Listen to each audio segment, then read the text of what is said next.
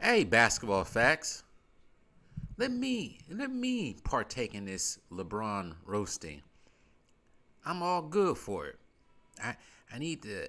I want smoke from the LeBron tards, from the LaQuire, from the LeDicklicks, because what he said or tweeted was it last night about his son. It just exposed his whole narcissism. I called this out a couple of videos. I called this out a couple of months ago about his narcissism, how his narcissistic ways are, I wouldn't say quite troubling, but they're there. See, him saying that his son is better than these bums that are currently playing the NBA just really exposed a lot about it. It said a lot about himself personally. For one, the biggest one that everybody's been pointing out ever since that tweet, I think it was a tweet, or ever since this story broke out. It's one, what is that saying about you, LeBron, for your 20 seasons in the NBA, or even now recently? But before I get into that, like, share, subscribe, and also subscribe to the channel. But going back to what I'm saying, I find it funny that when all the news is off him, he has to find a way to put himself back into the news.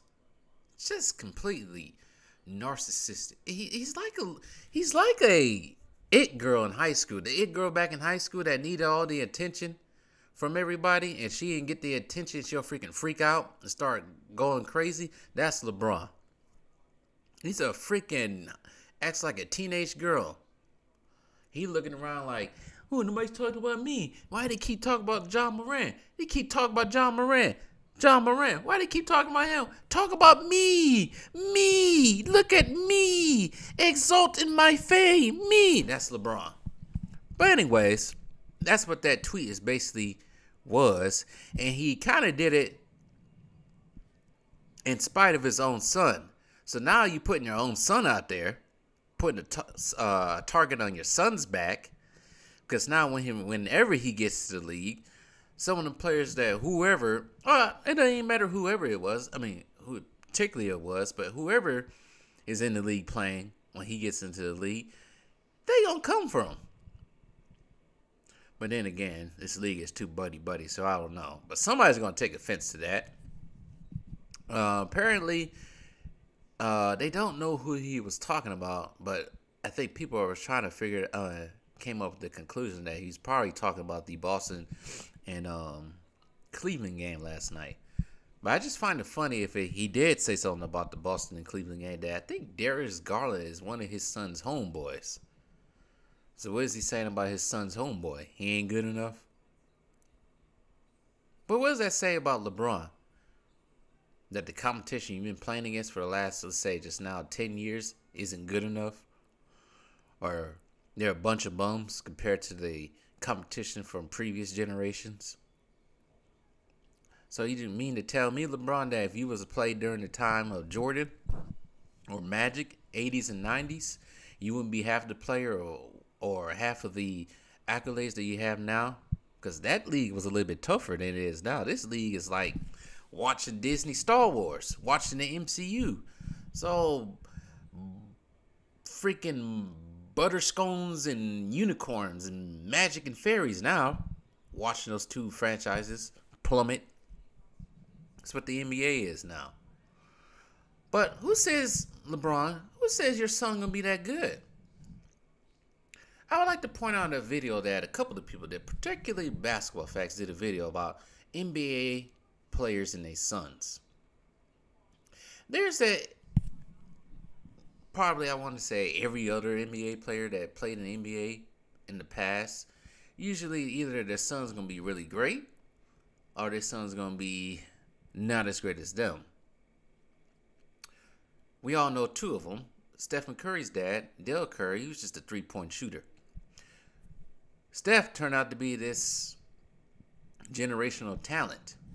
Clay was better than his dad, trying to be one of the best three-point shooters ever and got 4 rings. As we see with Jordan and his kids, not as much. So There's nothing in the cards saying, LeBron, that your son's gonna be better than the lead is now. From what I've been hearing, I heard he was just average. And the only reason why he got that McDonald's All American because of your influence. Which basically your influence runs this league, so it's not really a feat. Your son really didn't get out the mud. Your son lived in mansions for his whole entire life. There's nothing wrong with that.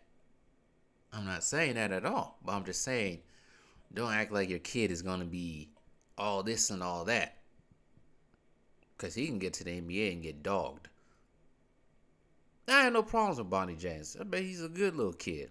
Good little boy. I bet he is. I'm just saying, don't put your son on Front Street like that and hype him up, and then he gets to the league, he getting bullied, beat up out there. But that's what you get. Well, this is what happens when you become a narcissist or are a narcissist. You do say goofy stuff like this. So, yeah, that's all I really got to say about it. He cut off his nose to spite his face, basically, but this one, exposing his own self and putting his son out there in full blast and such and such. But this is what happens when you need the spotlight all the time, when you can't do without the spotlight. The life of LeBron Ramon James Sr.